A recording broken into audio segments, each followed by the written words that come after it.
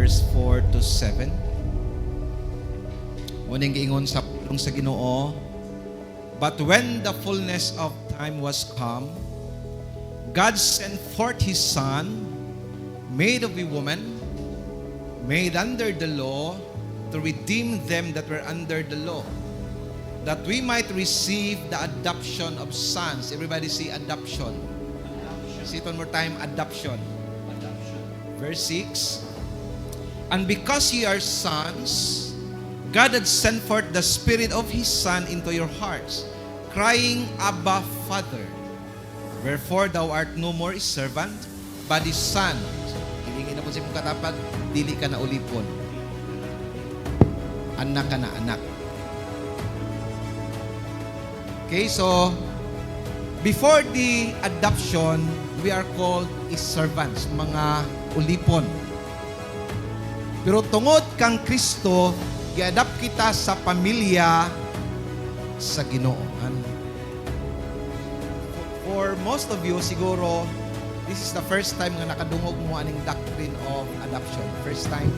The legal process by which we can call God as our Father, ang legal basis, gitawag siya sa Bible nga adoption. Wala lang ka giluwas sa Ginoo, gi-adapt ka sa pamilya sa Ginoo.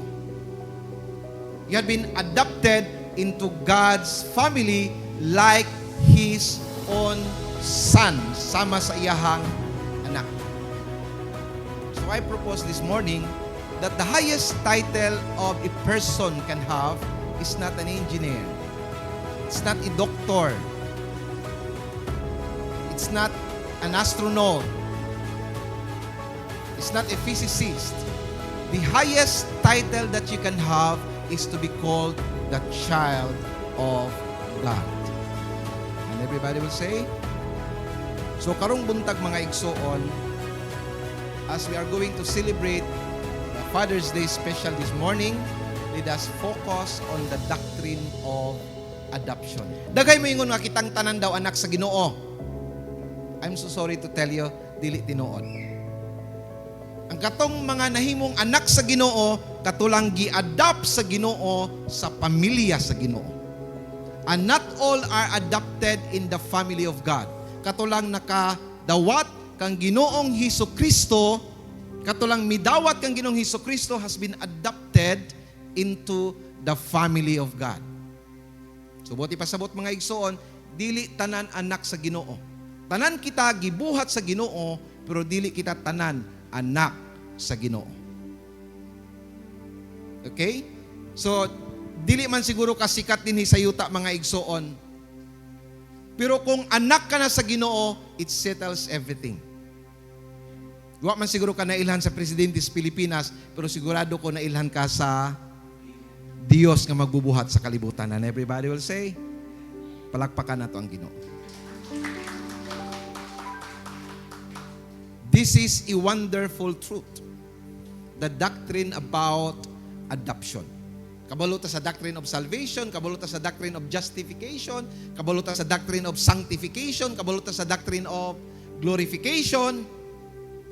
Pero talag sa ramay isgutan ang the doctrine of adoption. Okay? Now, it seems incomprehensible or kanang it seems blasphemous nga mutawag ka sa Ginoo nga imong amahan. In fact, kung naay mangutana sa imo kinsa imong amahan, mo ka nga akong amahan na sa langit, katawan ka sa mga tao. It is beyond human comprehension that sinners like you will call the Holy God as your Abba Father. Do you know what is the meaning of the word Abba? That is a personal title. It means daddy. It means dada. Nya mo gini gitudlo ni Jesus Christ. When you pray, say nga, kung mag-ampo gani kamo, pag-ampo nga sama niini, amahan namo nga naa sa langit. Mao ni ang gitudlo ni Kristo when you approach the throne of God. Every time you pray, think of it that you are asking your heavenly Father, imong amahan, not just God. Murag dili katuuhan no nga we can call God as our Father. It seems blasphemous. Pagkaayahay gyud no? Ang kunon siguro ka sa presidente nato nga yakang anak, murag untol-untol siguro ka sa kalipay. Anak na ko na si Dudong, lipay siguro ka no? How much more kung ang kunon ka sa Ginoo nga anak sa Dios? Dili pa ka malipay. Unsang klase ka nga tao? Mga anak kita sa amahan. And this is unbelievable. Ask me why. Even angels do not call him Father. Angels, the next highest rank to God, ang sunod sa Ginoo, wala gitugutan sa Ginoo nga tawgon siyang amahan. They did not call God their Father. Only sinners like you. Gitagaag pribilehiyo sa Ginoo nga mutawag kita sa iya nga iyang langit nung nga atong langit nung amahan. This is unbelievable. Bisan ang mga anghel dili katuo. This is the most beautiful statement in the Bible. That He is my Father. This is a unique presentation or representation of God. Dili lang siya hari nga nasa trono, imo siyang amahan. Dili lang siya gamhanan nga Dios, imo siyang amahan. Palakpakan nato ang Ginoo.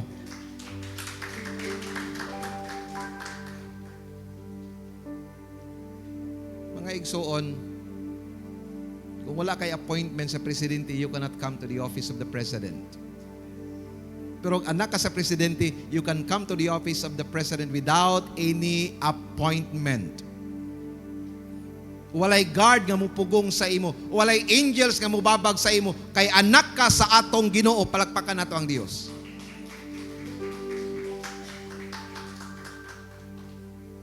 And adoption requires redemption. I will say it again. Adoption requires redemption. Kinahanglan luwason sa ka before ka i-adopt sa Ginoo sa iyang pamilya. Can I give you an example? Example, dunay judge. Dunay kriminal. Pwede man niya i-adopt ang kriminal nga wala pa niya na redeem? Magpabiling kriminal ang kriminal sa iyang pamilya. Kinahanglan iya siyang i-redeem ang kriminal, pawadag sala before niya i-adopt into his family. Tama po ba?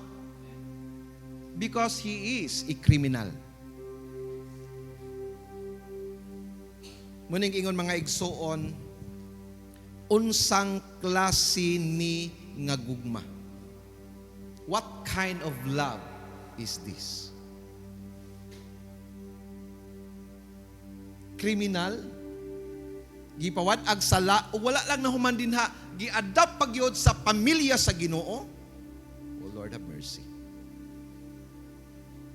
That is something mga igsoon.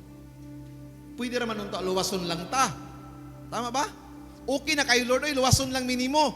Pero wala lang ka giluwas sa Ginoo, gi-adapt ka pa sa Ginoo. Wala lang ka gipawad ag sala sa Ginoo, gi-adapt ka pa sa Ginoo. Munang niingon ang Bible, what kind of love is this? Saan klase ni nga gugma? On top of the blessing of salvation, God give us much even better, and that is the doctrine of adoption. He adopted us into the family of God.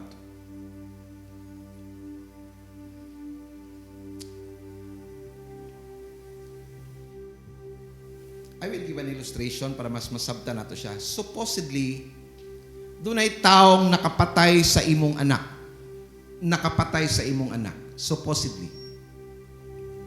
Tapos, imo siyang gitagaan o kagawasan. Imo siyang gipagawa sa prisuan. Na priso siya pero imo siyang gipagawa sa prisuan kay imo siyang gipasaylo. Unya human nimo siya gipasaylo, namatay na imong anak ka. Human nimo siya gipasaylo, imo po siyang gi-adapt sa imong pamilya. Tanan nga maangkon sa imong anak, maangkod po niya tungod kay adopted naman siya. Nasabtan niyo kung mo di pasabot? Now, din sa kalibutan, people will call you buang-buang. Saan klase ng amahan? Gipatay ang iyang anak anang tawhana, gi-adapt pag niya sa iyang pamilya. People will call you insane on earth. Pero that is what the Heavenly Father did to us. Kita ang hinungdan nga namatay ang iyang anak, pero we have been adopted into the family of God. Munang ingon sa 1 John 3:1. Can you show this one to sa screen? 1 John 3:1.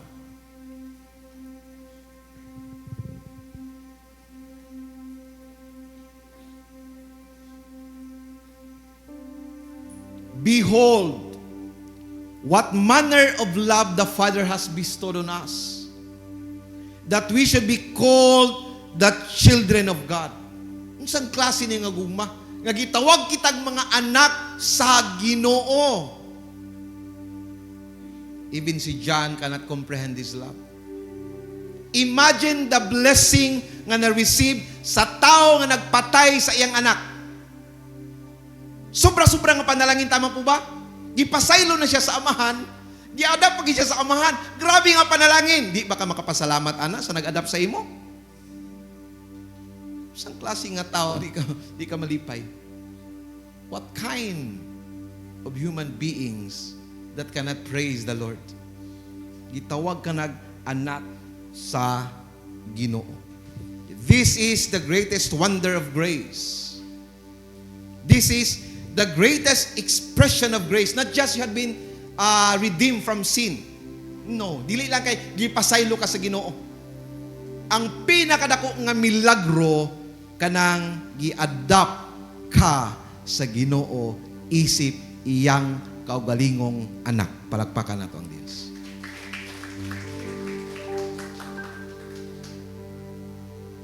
When God said, "You are my child." Wow. Now let us talk about the benefits of an adopted son.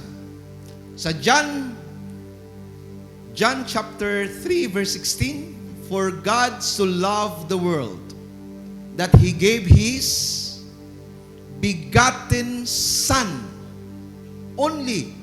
Pila ka anak sa Ginoo? Ang anong yung kang anak sa Ginoo? Because of adoption. Kung walay adoption, isa lang ang anak sa Ginoo. It's only Jesus Christ.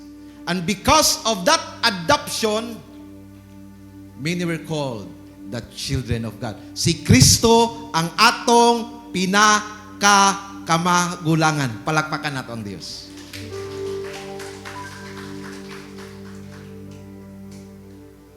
Now, one of the many benefits of an adopted child is, number one, we have access to God.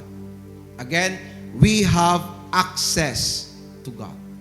So, doon na kanay access sa trono sa Ginoo. You can come without an appointment. Anytime, 24/7. Mangutana ko sa iyo, kung katabang ka, mangabli ba ka sa refrigerator anytime? No. Mawaw ka kay nga naman, katabang ka. Pero kung anak ka, mangabli ba ka anytime sa refrigerator? Pwede ka mangabli kay nga naman, anak man ka. Anytime pwede ka mo abli sa refrigerator, pwede ka mo kaon sa imong gusto kaunon. You don't have because you don't ask. Wala nimo naangkon kay wa man ka nangayo, nakalimot ka nga amahan nimo ang Ginoo. Every time you pray, think of God as your Abba Father, Daddy. Nina ko sa kinan, Daddy. I know, mga tao, when they heard you asking God or calling God as your Father, pero that is what the Bible is telling us. Pang tuition sa mga bata. Tama po ba? Imong amahan ang Diyos. So, throughout the Old Testament, access to God was restricted. In the Old Testament, walay makaduol sa Ginoo munang dunay pari sa unang panahon. Dunay propeta sa unang panahon. Why? Because they cannot come directly to God.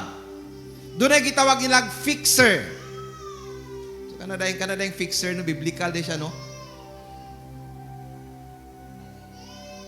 Tama ba? Ang fixer, biblical siya. Dili ka makadaritso adto sa LTO. Numuagi kag fixer. Sa una ilang fixer si Moses, ilang fixer ang pare because they cannot come directly to God. They need a mediator nga maghistorya sa Ginoo because God is a holy God. O walay taong makaduol sa Ginoo because when they see God, you will die. Mutong mingon si Moses, Lord, how I wish makakita ko sa imo. Ingon ang Ginoo kang Moses, you cannot see me because the moment you will see me, you will certainly die.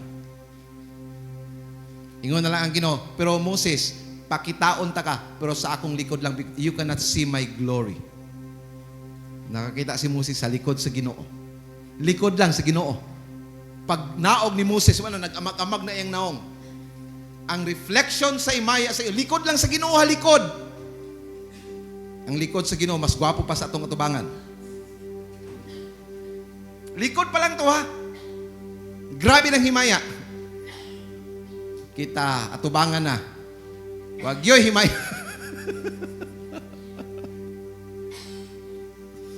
Okay, so, throughout the Old Testament, access to God was restricted. Okay, i-picture na ko niya itong simbahan. Gawas sa gate, munang gitawag na to outer court. Sulod sa gate, gawas sa simbahan, munang gitawag nga inner court. Sulod sa simbahan, kanang inyong gilingkuran, munang gitawag na to holy place. Kining akong gibarugan mo ning Holy of Holiest. Pila ka bahin? 4. Outer court, gawas lang yun. Sunod, inner court, sa gawas sa simbahan. Sulod sa gate. Sunod, holy place. Kanin yung gilingkuran. Sulod sa simbahan. Kini dayon, Holy of Holiest. Okay. Ingon ani ang ilang pagsimba sa unang mga igsoon. Ang mga hintil, sama nato. Mga hintil man ta, we are not Jews. So, ang mga hintil, katong dili mga Hudiyo, taman lang ta sa outer court. Gawas lang ta. So magtanaw lang ta dito. What is happening inside? And you cannot see inside because grabe ang Gentiles are on the outer court. Ang mga Hudiyo, na sila sa inner court. Gawas gyapon sa simbahan, pero at least sila sulod sa gate. Kinsa may makasulod sa holy place? The priests, mga pari. So, kung sa ato ning panahon sa una, mga pastors lang. So, pila rami mga pastor makasulod diri. So, kamo dito mos gawas, palibot lang mo. Paggawas na mo, mungutanan ni mga pastor, kumusta pastor? Ipasaylo ang among mga sala, inguna na kahimtang sa unang panahon. Munang sa unang panahon, na abuso sa mga pari ang katungdanan sa iglesia. Brother Dexter, gusto ka pasaylo ni mong sala? Imbis kay 5 lang kakalapati, himong 50 kakalapati, ako'y bahala sa imo.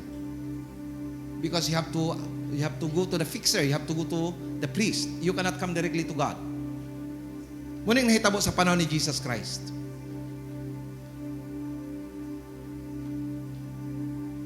Are you seeing the picture? So, ang naa din ha, mga priest lang, mga pari. Kisay na din sa holy place, the most holy place. The high priest, and only once a year. Kaya isa lang ko sa usa ka tuig makasulod aning the most holy place. Naa dinhi ang presensya sa Ginoo. You might be asking, Lord, Pastor, nganong elevated yun ang altar? Makabantay mo simbahan, nganong elevated yun ang altar? Dili tungod kay aron makita ang pastor, no. It signifies that this is the most holy place. Na mubalik na po ko sa inyo. Nganong importante ang pagduol sa altar? Every time nga mag-altar call si pastor, grab that opportunity. Why? Because the altar represents the most holy place. Naa dinhi ang presensya sa Ginoo. Di ba, pastor? Bisag asa man ang Ginoo, pastor? Yes. Pero lahi dinhi sa altar igsoon.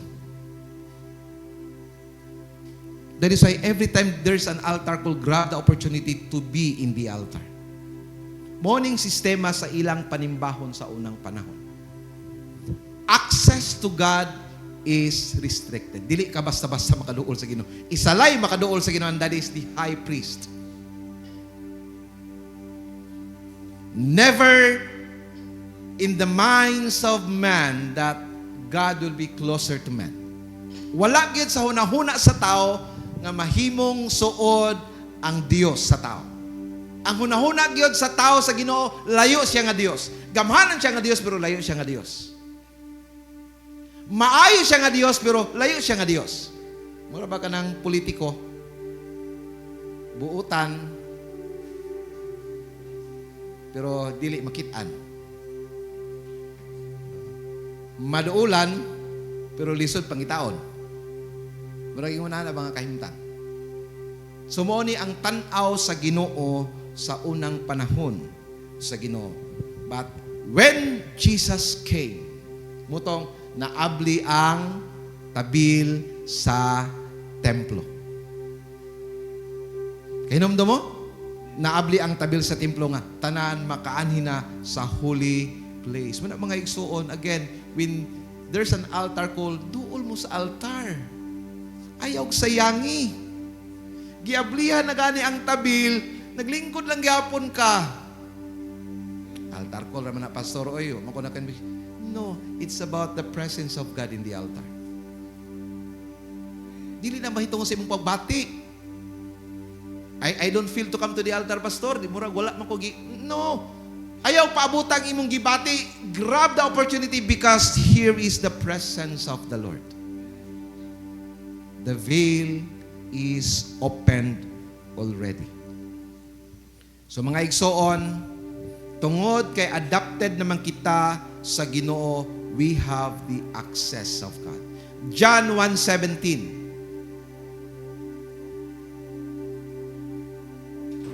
James 1:17. Sorry. James 1:17.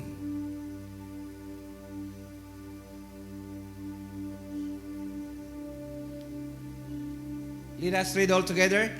Every good gift and every perfect gift is from above and comes down from the Father of lights.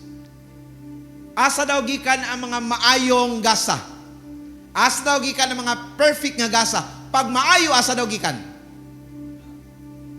From your Father. Mga igsoon, ang meaning sa word nga Father, it means protector. It means defender. It means provider. Bisag naa kay anak, if you're not doing this responsibility seriously, you are not a father. Bisag wala ko'y anak, if I provide, if I protect my family, you can call me father. Karon, ayaw mo kasayop in tao na, wala man na si pastor na ilabot. Excuse me, I am a provider. Therefore, I am a father. You are called father not by virtue of children, no. You are called a father by virtue of responsibility, providing, protecting your family. And everybody will say? So, mga ulitaw, gusto na ko mahimong amahan, pastor. Di pa kayo kakabalo maglabas imong brief. Sama niyo pagpadako ng bata. Unsa imong trabaho? You are not a father kung dili ka makabuhi sa imong anak. And everybody will say, so palakpakan na to atong mga papa. Munang gitawag silang mga papa tungod kay sila ang provider sa family. So salamat sa mga mama nga nagatabang intawag trabaho para makakita ang pamilya. Salamat. Ang mga asawa igsoon, they are not obliged to work. Dili gina sila obliged. Pero kung nagtrabaho sila, salamat sa atong mga mama nga naningkamot. Palakpakan po nato atong mga mama. Sila rabay mag-treat sa ato niya, no? Sila rabay mag-treat sa ato sa itulyukan. Basi mga tuta dito, wala sila ba? Luoy po ta, mag-isod ta. Praise the Lord. Okay. You might be wondering, nganong sa dalaga pa ka, imong gidala nga apelyido, imong papa?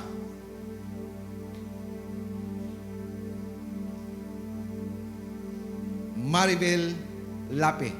Nganong Lape imong apelyido sa natin, Maribel? Because ang imong provider, ang imuhang papa. Tama?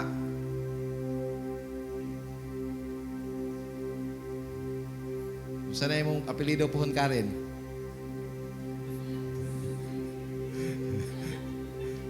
Uy, wala. Puhon sa imong apelido. Unsa kayo mga apelido? Sigurado ka.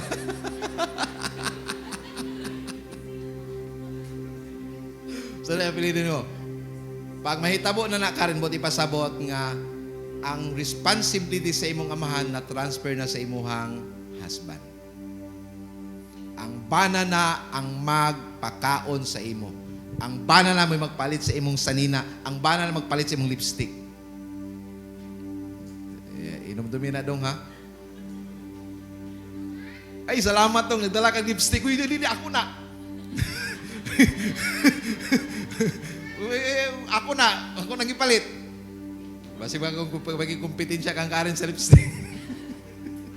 Salamat kay Dong yun. Nakauna-una yung kag lipstick ba? Uy, hindi ako na. Palitan talaga kayo.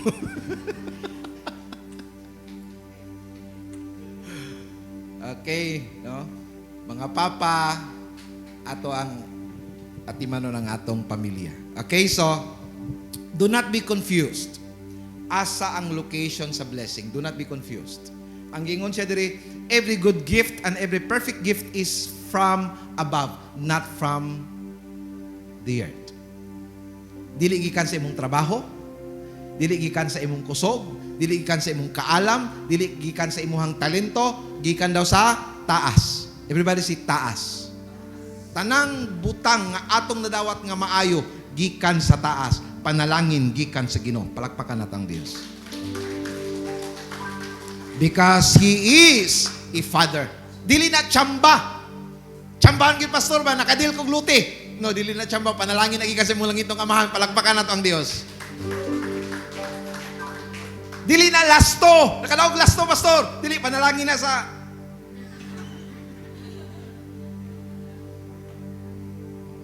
So, maingon na ito panalangin na.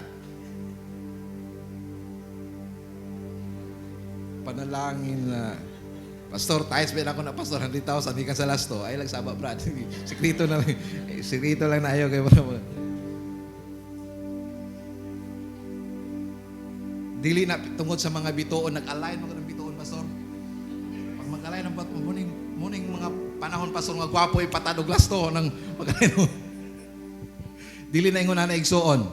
Tanang mga maayong butang gikan sa atong langit nung amahan. Palakpakan nato ang Diyos. Second, first we have access. Second, we are accepted. Say to yourself, I am accepted. Say it one more time, I am accepted. Dagay mahadlok i-reject. No? Nang-apply kag trabaho kit, di ba? Hadlok ka i-reject. Ikaw pa, hadlok ka i-reject, nang-apply kag trabaho. Sakit i-reject, no? Bisa pa ka nang gwapo nga pagkasulti ba? Pero even the most polite way of saying, dili ka madawat, sakit. Because rejection is actually painful. But can I give an announcement? Sa Ginoo, you had been accepted. Idawat na ka sa Ginoo. Makasala ka, accepted. Nag-ampo ka, accepted. Wala ka nag-ampo, accepted. Nisimba ka, accepted. Wala ka nisimba, accepted. Binsayon sa imong buhaton, you are accepted in the family of God. Palakpakan nato ang Dios.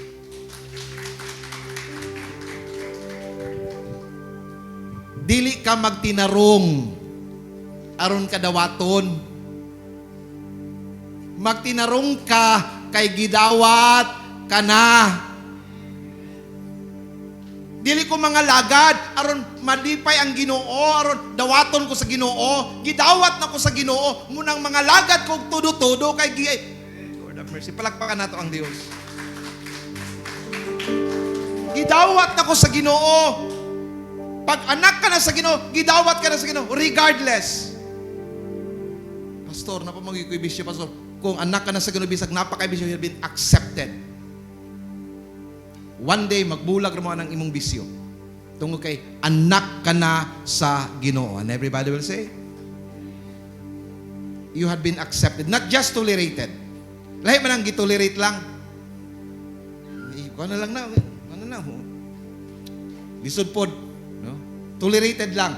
Dili ka, wala lang nga gitolerate. You have been accepted. Mutong, giluwas ka sa Ginoo, giusabsa ka sa Ginoo, aron madawat ka sa pamilya sa Ginoo. And one day, may susama kitang tanan kang Ginoong Hesus Kristo. Munang gi-adapt kita sa Ginoo. This is the deepest need of human heart, is to be accepted. Sa una, mga hadlok, intaan may manguyap o mga dalaga ba, kay sakit kayo ng... Hindi ko doon ko na si Jason, no? Kapila ka na ba, Stinson? Ako yawang, gwapuhag yun, oy! Gwapuhag yun, oy! Siniguro yun ba? Ha? Sure, gwapuhag yun, oy! Wag yun, oy! Ikaw dong. Kapila ka basted? Padurong kayo, Master. Ikaw, Louie, kapila ka na basted? Ako yaw. Magwapo, gini sila kayo ba? Mga tanong mo sa ako.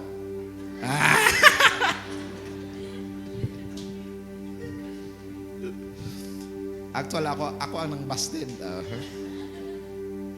No? Sa Ginoo, when you succeed, you are accepted. When you fail, you are accepted. When you feel strong, you are accepted. When you feel weak, you are accepted. Dawat ka sa Ginoo, regardless. Nga naman, anak ka sa Ginoo.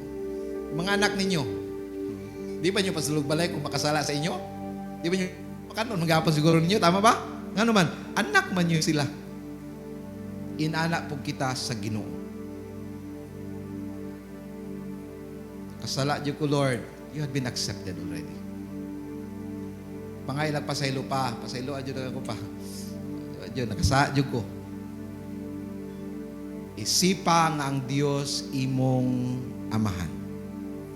Okay? Again, you are not just tolerated.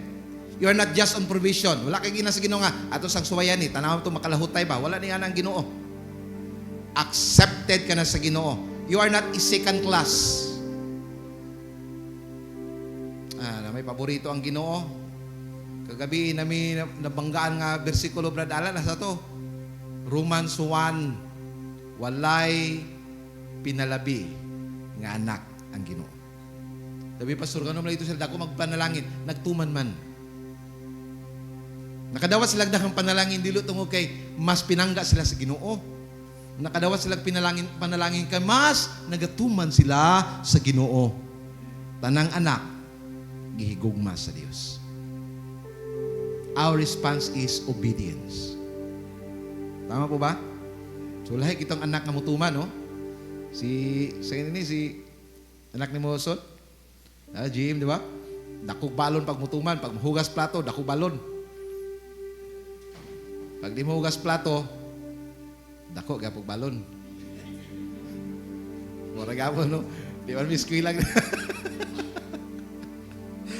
Okay. Third, di ta maglangan kay kitay man na ba ko gignan ko nga alas 12 impunto makalakaw na ta simbahan. Di ta makalakaw. Ayun na kuno na napakibalikan sa kwan. sa palay. Number 3, Romans 8:17. Romans 8:17. Number 1, we have access. Number 2, we have been accepted. Number 3, and if children, oh Lord have mercy, tungod kay anak naman ko, then heirs. Heirs of God, tama ba akong pronunciation? Heirs of God, and joint heirs with Christ, if indeed we suffer with Him, that we may also be glorified together with Him. Tungod kay anak naman ko sa Ginoo, makapanunot ko sa tanang naa kang Kristo. Hallelujah! Tinuod, wala pa nato nadawat ang mga butang dinis kalibutan. But igsoon, can I tell you, one day, manunod ka sa gingharian. Dili lang mga butang sa gingharian, manunod ka sa gingharian sa atong Ginoo. Because you are an heir. Can I give an announcement sa inyo, ha? Can I give an announcement? You are rich. Dato ka. Walang kakabalo nga dato ka. Nganong dato man ka? Manununod ka sa gingharian sa Ginoo.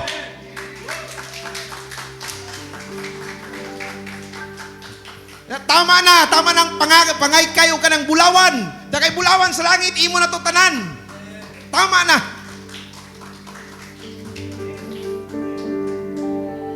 Pastor, kini, antik kini pastor, uso man, arinula man ni Lula. Antik ni pastor, dako-dako kini galing kay ni uso na mga karaan daw no, mga piso. By 5, paliton daw siya og kuan.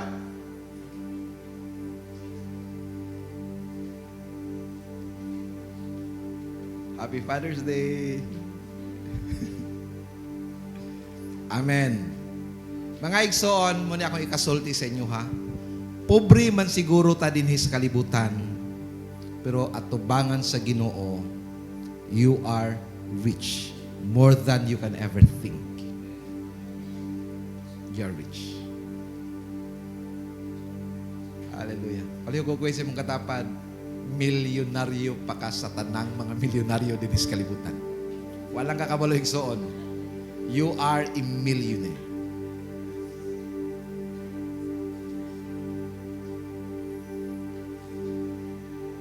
Igsoon, sige lang. Pastor, pait yun din sa kalibutan, pastor. Pobre yun, pastor, sige lang.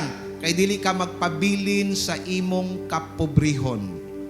One day, you will inherit the kingdom of the Lord. Dili tungod kay nagtrabaho ka. Dili tungod kay naningkamot ka. Kundi tungod kay anak ka na sa atong Ginoo. Palakpakan nato ang Diyos.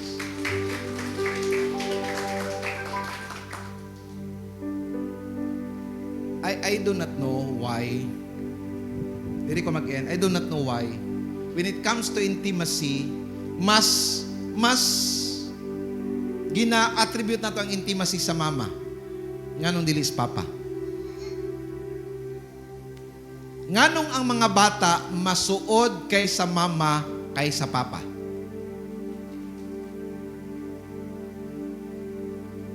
Why? Asa inyo ha, Marian? Asa ang masuod sa mga bata? Paro mga babae nyo, di ba?